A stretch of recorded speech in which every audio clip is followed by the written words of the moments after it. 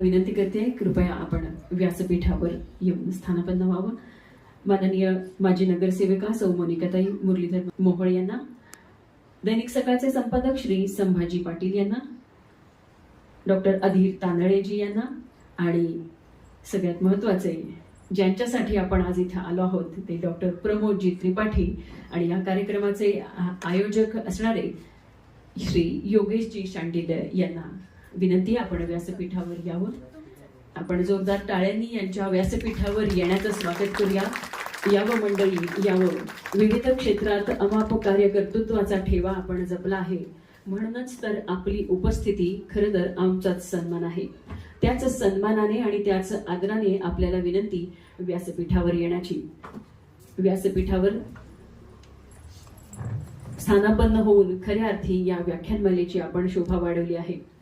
प्रतिभेच्या पावलांनी, लोकसेवेच्या पावलांनी भरलेलं आपलं व्यक्तिमत्व या व्यासपीठाची शोभा आपल्या वाणीने आणि विचारांनी, मार्गदर्शनाने वाढवण्यासाठी यावं. यावं मंडळी, यावं.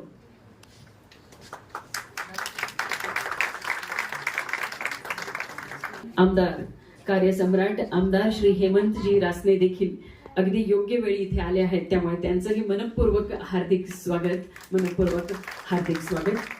आता अधिक वेळ न दवडता मी सर्व मान्यवरांना विनंती करते, आपल्या शुभ हस्ते आपण दीप प्रज्वलन आणि छत्रपती श्री शिवाजी महाराजांच्या प्रतिमेचं पूजन आणि सगळ्यात महत्वाचं भगवान धन्वंतरी यांच्या प्रतिमेचं पूजन करूयात.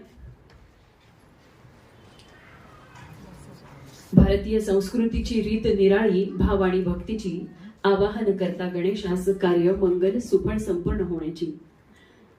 वक्रतुंड महाकाय सूर्यकोटि समप्रभ निर्विघ्नं कुरु मे देव सर्वकार्येषु सर्वदा.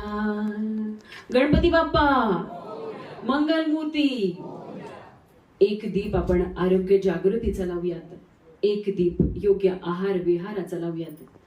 एक दीप सुदृढ मन आणि शरीराचा लावूयात. एक दीप निरोगी दीर्घायुष्याचा आणि एक दीप रोग निवारणाचा लावूयात. पंचदीपांचा एकच प्रकाश, पंचदीपांची एकच ज्योती.